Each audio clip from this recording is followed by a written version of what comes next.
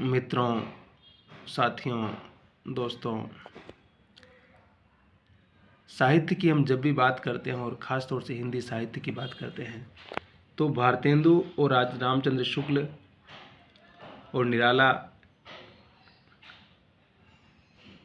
हजारी प्रसाद द्विवेदी, ये कुछ ऐसे नाम हैं जिनको हम भुला ही नहीं सकते हैं। ग्रियर्सन से लेकर तमाम लोग, विश्वनाथ त्रिपाठी, नामवर सिंह। तो आचार्य शुक्ल निबंध की दुनिया के बड़े महारथी थे। जिस प्रकार से उन्होंने साहित्य का इतिहास लिखा है उसी प्रकार से उन्होंने चिंतामणि, और कहते हैं कि जिस इंसान को चिंता होती है वो मणि है, वो आपको लगातार अप्रिशिएट करती है। इसलिए उन्होंने मनुष्य के मनोविज्ञान, क्योंकि शुक्ल जी को पढ़ेंगे तो शुक्ल जी को मनुष्य के मनोविज्ञान, फ्राइड की जो दुनिया है उसका भी बड़ा गहरा ज्ञान है। शुक्ल जी ऐसे ही नहीं लिख रहे थे कुछ भी कि चलो हमें टाइम पास करना है और हमें पाठकों के बीच जाना है तो कुछ भी लिख दूँ, ऐसा नहीं है उनके यहाँ पर। उत्साह, निबंध का नाम ही उत्साह रखा है। कविता क्या है, ऐसा निबंध का नाम रखा है। लोभ क्या है, प्रेम क्या है, घृणा क्या है, इस प्रकार के उनके निबंध के नाम हैं। और जब निबंध के नाम इस प्रकार के रखता है तो लेखक कहीं न कहीं उस चीज़ को हमारे सामने पहुंचाना चाहता है।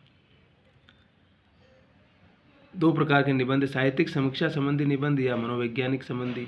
तुलसी का भक्ति मार्ग, कविता क्या है, साधारणीकरण और व्यक्ति वैचित्र निबंध, उत्साह, लज्जा, प्रेम और ग्लानि, श्रद्धा, भक्ति, क्रोध। मैंने कहा दो प्रकार के निबंध लिखे हैं। साहित्य की दुनिया के निबंध अलग लिखते हैं और मनुष्य के मनोविज्ञान की दुनिया के निबंध शुक्ल जी ने अलग लिखे हैं, जिसमें साहित्य की आलोचना या साहित्य की समीक्षा को समझाते हैं वो।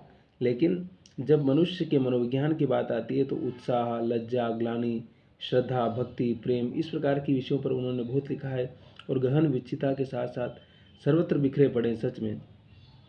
और हिंदी निबंध का आदर्श सच में शुक्ल जी को कहा जा सकता है, क्योंकि शुक्ल जी की जो निबंध परंपरा है, जो शुक्ल जी को निबंध शैली है, वो सच में बहुत विस्तृत और व्यापक है। इसलिए उसको हम उसी तरह से समझ सकते हैं, समझा सकते हैं। वस्तुतः शुक्ल जी के निबंधों में वे सभी गुण मिलते हैं जो गंभीर विषयों के निबंधों के लिए परिचित है।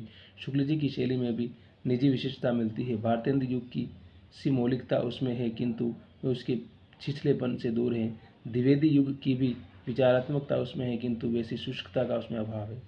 तो शुष्कता, गतिहीनता की सारी चीज़ों से दूर होकर के शुक्ल जी कह सकते हैं कि मतलब एक बहुत ही सरल और सिंपल भाषा में भी बात कर रहे हैं और अपने युगबोध को और मनुष्य के भीतर की उस पीड़ा को अभिव्यक्त करने का काम भी करते हैं।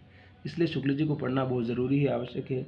बाकी और कौन कौन से निबंधकार हैं उसमें गुलाब राय हैं, पद्मलाल, पन्नालाल बख्शी है, वियोगी हरि हैं, राय कृष्ण दास है, वासुदेव शरण अग्रवाल भी महत्वपूर्ण है, शांतिप्रिय द्विवेदी है, माखनलाल चतुर्वेदी है। गुलाब राय के निबंध बहुत अच्छे हैं। मेरे निबंध, मेरी असफलता है, फिर निराशा क्यों। तो गुलाब राय को पढ़ सकते हैं, संपूर्ण सिंह को पढ़ सकते हैं, सरदार पूर्ण सिंह हैं, बहुत बड़े अच्छे निबंधकार थे, उनको पढ़ सकते हैं हम। उसके बाद भी कई लोग हैं, इसमें बख्शी जी का नाम दे रहा है। ये इन लोगों को ज़्यादा शायद ख्याति नहीं मिली निबंधों के क्षेत्र में, लेकिन शुक्ल जी, फिर बाद में हजारी प्रसाद द्विवेदी, मैंने कहा ना, फिर बाद में नामवर सिंह, रांगे राघव, तमाम लोग आते हैं हमारे सामने जिन्होंने अपनी बात को बड़े विस्तार से और बड़ी सरल भाषा में रखने की कोशिश की।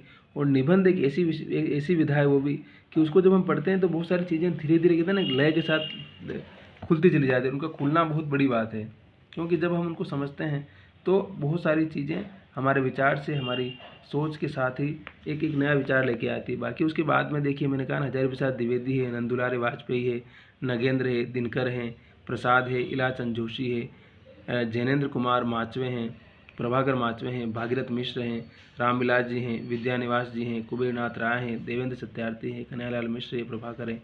तो ये सारे लोग हैं जिन्होंने अपने अपने तरीके से निबंध को प्रभावशाली बनाने की कोशिश की। जिसमें देखिए नंदुलारे वाजपेयी का भी बहुत बड़ा योगदान है।